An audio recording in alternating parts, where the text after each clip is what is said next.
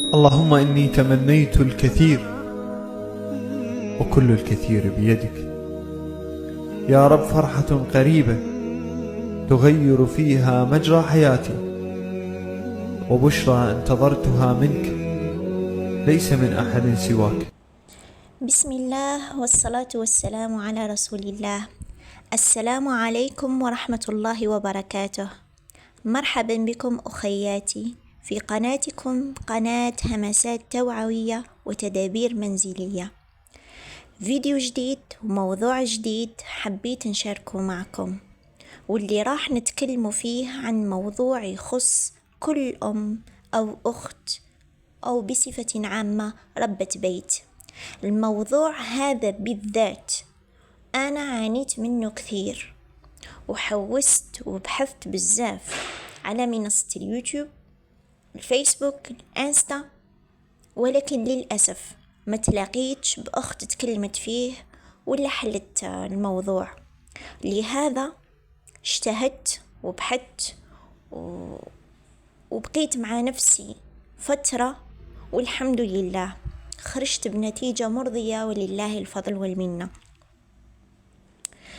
المشكل هذا شائع بزاف وتعاني منه أغلبيتنا، واللي هو العشوائية وما فيه من سوء الترتيب والتنظيم. وكي نقول العشوائية منش راح نخص بيها العشوائية على حسب ما تلاقيت أنا في اليوتيوب يتكلموا على العشوائية في المال فقط،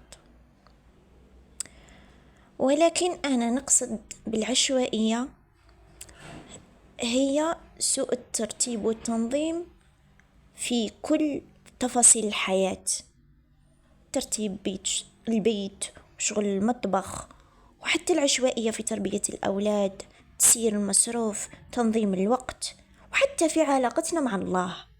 إذن راهي عشوائية علمية، عملية، دينية، ومعنوية حتى.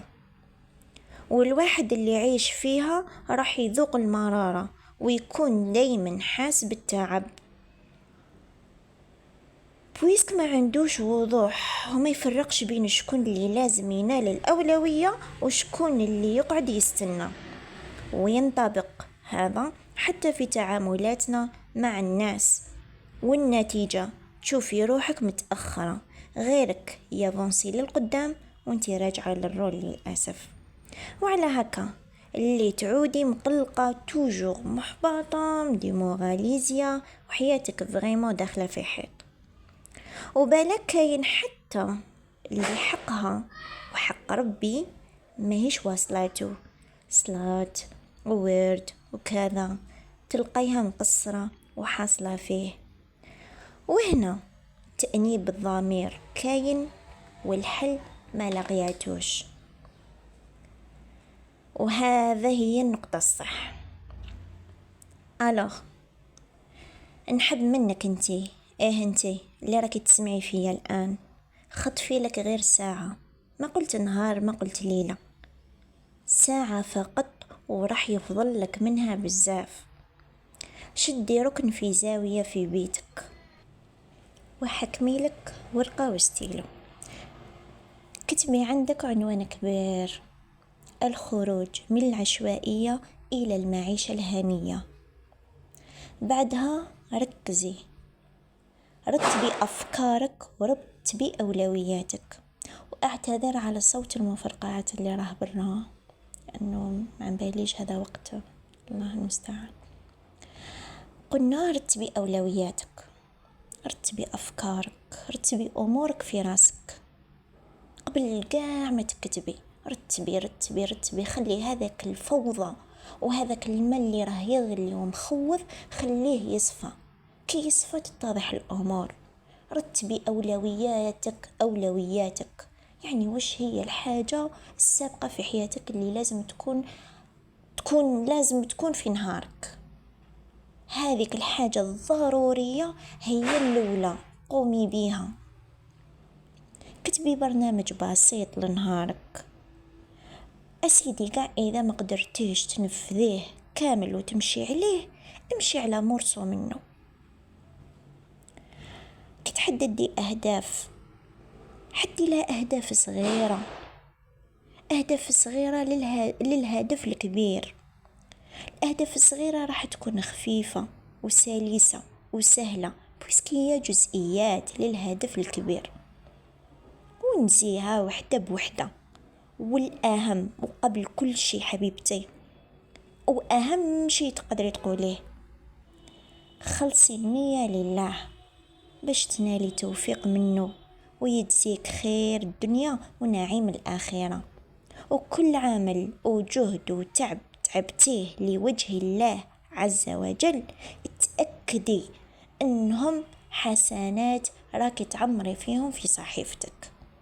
كل حاجة راح تجزي عليها، كل شيء كبير وصغير، حتى هذيك التنهيدة اللي تتنهديها تحيرة ولا تعب راح تنالي الأجر عليه بإذن الله. نفصل لك أكثر ونزومي لك مليح. شفتي هذيك الورقة اللي كتبتي فيها العنوان؟ تحت هذاك العنوان كتبي الأولويات. وشنو هم الأولويات؟ أو الحاجات الضرورية والمهمة في نهارك اللي بلا بيهم يومك ما يعديش، ما كاش كيفاش. مثلا الصلاة، الفطور، العشاء، تلبية حاجة أولادك خاصة اللي كانوا صغار، حتى الكبارة. هذوك هما كتبيهم. مثلا أنا الأولوية الأولى كي نوض الصباح عندك نصلي صلاتي، نقرأ الورد تاعي. الورد كل وحدة تختار وين تقراه في المومون اللي تكون فيه آليز، بصح الصلاة راهي وقت مضبوط. حاجة أخرى، أنا من الأولويات عندي الفطور والعشاء، دونك نكتبهم في القائمة من الفوق خلاص. كي نوض يعني بعد تأدية واجباتي مع الله سبحانه راح نروح ديريكتومون، يا إما نخمم في هذاك الفطور والعشاء واش راح ندير، سينو عندك هذيك تاع نشرب قهيوتي ونجبر راسي، من وراها ندوز مرميتي نرمي فطوري ولا عشايا. ساعات ندير الفطور من والغدا من، بليتو الفطور من والعشاء من، فهمتيني؟ هذه بالنسبة لي أنا مانيش باغي نحدد لك، يعني مخليتها عليك. كتبي أولوياتك، كتبي أهدافك في هذاك النهار اللي لازم يكونوا منجوزين في هذاك النهار، هكا راح تصفالك الأمور. كي تحددي أولويات صدقيني راح يتنحى عليك ضغط كبير. بعدها تجي الأمور الثانوية، واعتمدي دائما لتقسيم الأعمال الكبيرة إلى خطوات صغيرة، وحاجة بحاجة تكملي كل حاجياتك. وننصحك تستعملي قاعدة 5 دقائق في أي عمل تشوفيه صغير وما يتطلبش وقت كبير وجهد كثير، وجيتي جايزة عليه. مثلا كرسي ماهوش في بلاستو، السرير خاصو غير هكا تعديلة خفيفة، ديريه في الحين، ما تستنيش وما تخميش، ديريه. مثلا جيتي جايزة ولقيتي كاس خاصو يتشلل، شليه.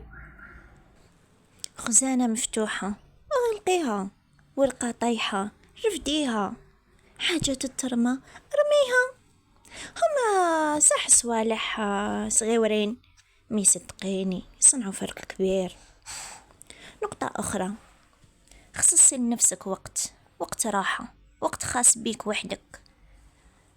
ما نقولكش وقتاش انتي تعرفيه، النظام ما معناتوش تولي روبوت، لا أبدا. لازم يكون لك وقت ليك وحدك اللي تختاريه انتي بنفسك، تشربي فيه قهوة، تقرأي فيه كتاب، تكونيكتي فيه، تتفرجي فيه فيديو، نامبورت حاجة. المهم وقت خاص بيك ليك انتي، اسمعي بودكاست ما علم باليش، المهم حاجة ليك. حتى لو جلسة تنفس، هذه الاستراحة الصغيرة راهي شاحنة وتعطيك طاقة تكملي نهارك. حاجة أخرى، تعلمي تخزني ديما. وش تخزني؟ مثلا تخزني حاجات يساعدوك في نهارك، ينقصوا عليك التعب والشقاء. تحضيرات مسبقة. شفتي كيما نديرو في رمضان تحضيرات مسبقة؟ خليها تمشي معاك هذه القاعدة. صدقيني غير تنحي عليك الحيرة والغلبة وتنقص عليك بزاف. مثلا أكلة زايد ما ترميش، حتى لو يكون قليل ما ترميش، قادر هذيك لاصوخ اللي تزايدت لك تزيدي معاها شوية فريت وراكي دمرتي لهم الفطور ولا العشاء. ما تحقريش الحاجات الصغار والساهلين، هذوك هما نقطة عند نقطة يتعمر الكاس. صدقيني، ويقولوا قطرة على قطرة يحمل الواد. ونصيحة أخرى نمدها لكم وتنفعكم بزاف عن تجربة، كي تلقاي الوقت مزايد في نهارك ديري فيه حاجة، حضري فيه حاجة. مثلا سوب ما تميكسيهاش، نهار اللي تكوني حاصلة جبدي ميكسي ومدي. ترشي مشوي جبدي فينيغري مدي. بيتزا لي ميني بيتزا نص طياب. كاين بزاف افكار في هذا الخصوص. تحبوا نعمق لكم اكثر كتبوا لي في التعليقات وندير لكم فيديو خاص بهذه الاشياء. هذه النصيحة هذه جوهرية والله، غير عندي واحد ليزاستوس جوهرية. تحبوني نتعمق لكم في فيديو خاص نديرو وحده لهذا اللي نقصوا عليا تعب كبير. حاجة أخرى حبيت نقولها فاني ونشاركها معاكم، تخلصي من الفوضى. تخلصي تشفاي على قاعدة 5 دقائق اللي تكلمت لك عليها مسبقا. هنا لازم تكون حاضرة، وباش تكون حاضرة في هذه النقطة لازم تكوني قاسية على نفسك بزاف، قساي على نفسك من الداخل. وهذاك الحب تاع طمي يا وتخلصي صدقي ارمي بيعي ما عم باليش واشن. المهم نقصي عليك الكركبة، تخلصي من الكركبة. وعرفي الفوضى المادية تولد فوضى ذهنية. تأكدي هذه سطري لي تحتها، الفوضى المادية تولد فوضى ذهنية. ارمي حاجة اللي ما تصلحش برا. الخاتمة أخواتي وغالياتي، حبيت نقول لكم التنظيم ماهوش كماليات ولا رفاهية، راه أساس الراحة والطمأنينة. ابدأي بخطوة صغيرة اليوم، وخلي نيتك دائما طلب رضا الله وتخفيف العبء عن نفسك وعائلتك وأهلك، وراح تشوفي التغيير يوم بعد يوم، وتشوفي روحك أقوى وأهدأ وأقرب للنجاح بإذن الله. وما يبقى لي غير نقول لكم إذا عجبكم موضوع اليوم ما تنسونيش بالدعاء، ويكون دعاء خالص لوالدي ربي يرحمهما، وجام واشتراك للقناة لأنه القادم من المواضيع أفضل بإذن الله. استنوني. إلى هنا ينتهي لقائي معكم. أستودعكن الله الذي لا تضيع ودائعه. سبحانك اللهم وبحمدك، أشهد أن لا إله إلا أنت، أستغفرك وأتوب إليك. والسلام عليكم ورحمة الله وبركاته.